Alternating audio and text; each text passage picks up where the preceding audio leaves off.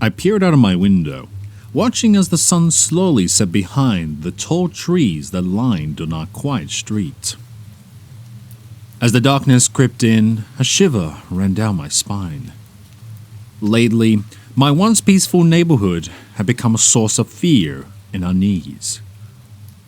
It all started about a week ago, when I found a small doll on my doorstep. At first, I thought it was a misplaced toy from one of the neighboring children, but as the days passed, more and more objects appeared on my doorstep.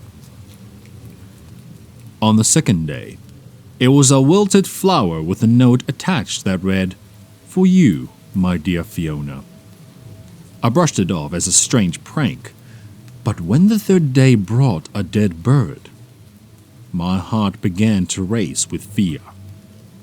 Each day, the objects became creepier and more disturbing, from jar spiders to a rusty knife.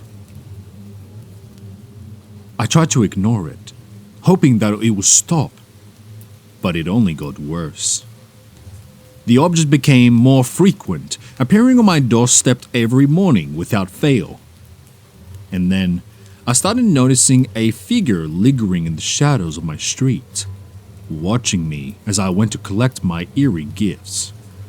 I couldn't make it out who it was, but I could feel their eyes burning into me, a sinister presence that sent chills down my spine. I tried to talk to my neighbors and see if anyone else had been experiencing similar incidents, but they all seemed oblivious to what was happening. It was as if I was the only one being targeted. I started to fear leaving my house or even looking out of my window, but I couldn't escape the feeling of being watched. One day, I decided to confront whoever was tormenting me. I waited outside my door, determined to catch them in the act. As the clock struck midnight, I heard footsteps approaching.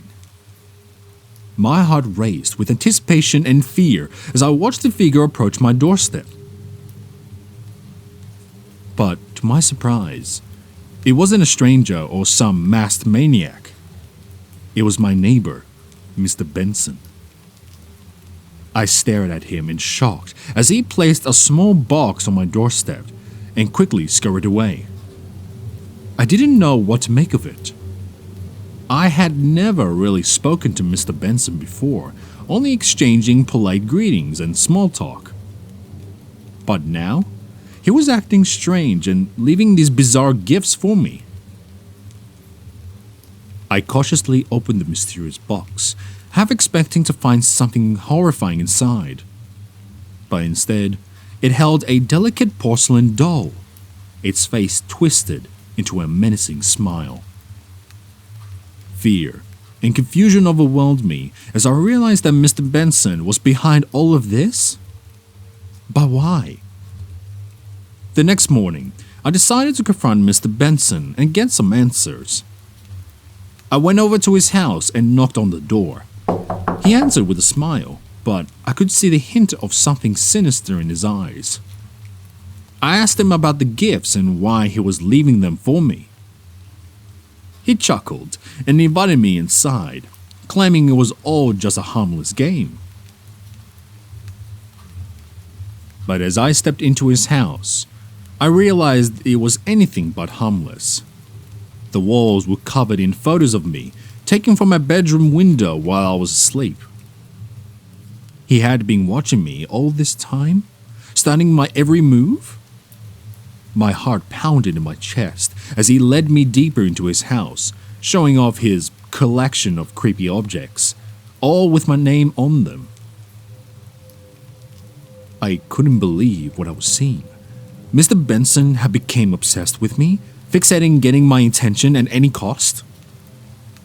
He explained how he'd always noticed me in the neighborhood, and when he saw me find the first gift, he knew he had to keep going to make the gifts creepier and more aggressive for me to notice him. I filled with disgust and terror as he revealed his twisted plan to win my love.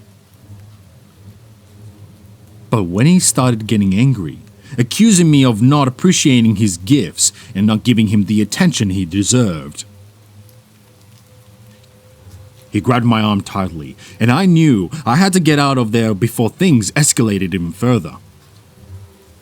I managed to break free from his grasp and make a run for the door, but he chased after me, calling my name and begging me to stay. I ran as fast as I could, my heart pounding in my ears as I made my way back to the house.